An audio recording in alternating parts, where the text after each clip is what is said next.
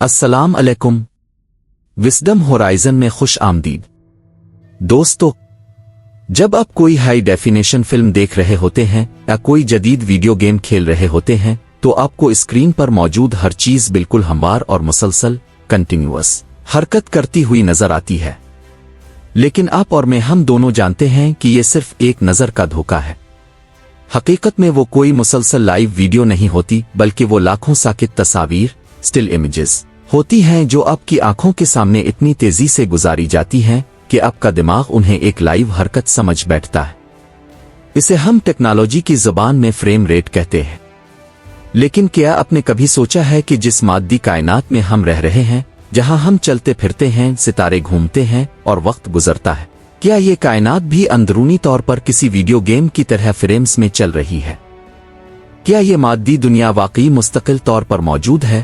یہ ہر سیکنڈ کے اربویں حصے میں مٹتی ہے اور دوبارہ جنم لیتی ہے۔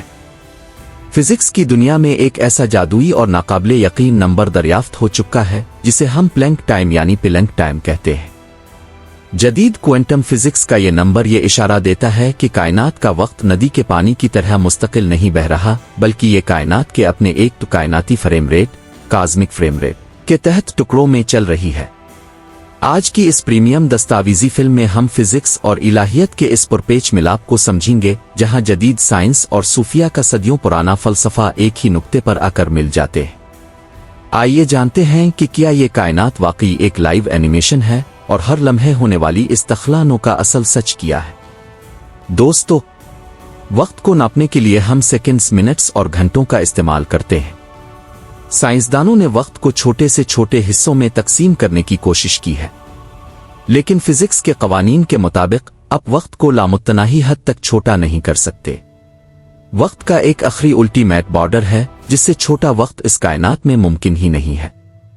اسے فزکس میں پلنک ٹائم کہا جاتا ہے۔ پلنک ٹائم کتنا چھوٹا ہوتا ہے، اس کا اندازہ اس بات سے لگائیں کہ یہ ایک سیکنڈ کے اربویں کھربویں حصے سے بھی اربوں گنا چھوٹا ہے۔ ریاضی کی زبان میں یہ 1043 سیکنڈ بنتا ہے، یعنی ایک کے ساتھ 43 زیروز لگا کر تقسیم کیا جائے۔ کوانٹم فزکس کے بانی میکس پلنک کے اصولوں کے مطابق اس وقت سے کم وقت میں فزکس کے قوانین کام کرنا چھوڑ دیتے ہیں اور زمان و مکان، اسپیس اینڈ ٹائم کا تصور ہی ختم ہو جاتا ہے۔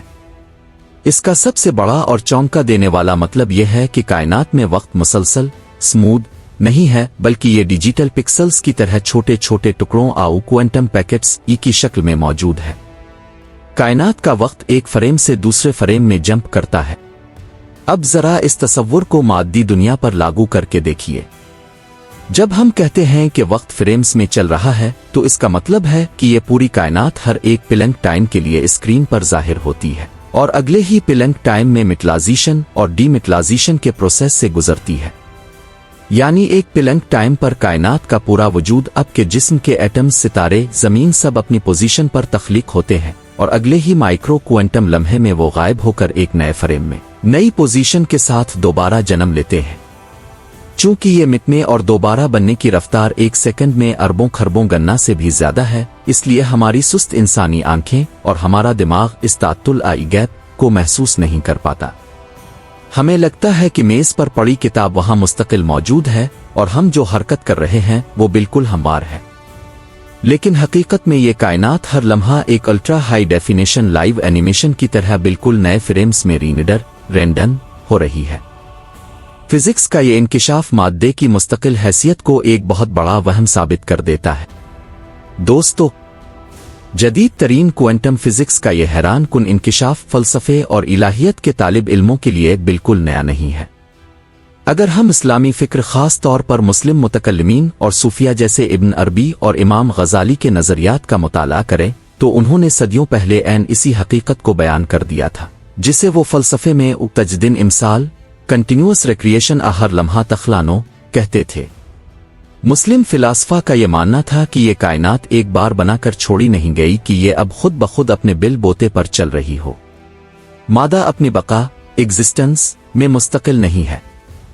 کائنات کا ذرہ ذرہ ہر آن ہر لمحے عدم، نتھنگنس میں جاتا ہے اور اللہ رب العزت اپنی صفت خلاقیت کے تحت اسے ہر لمحے بالکل نیا وجود بخشتا ہے۔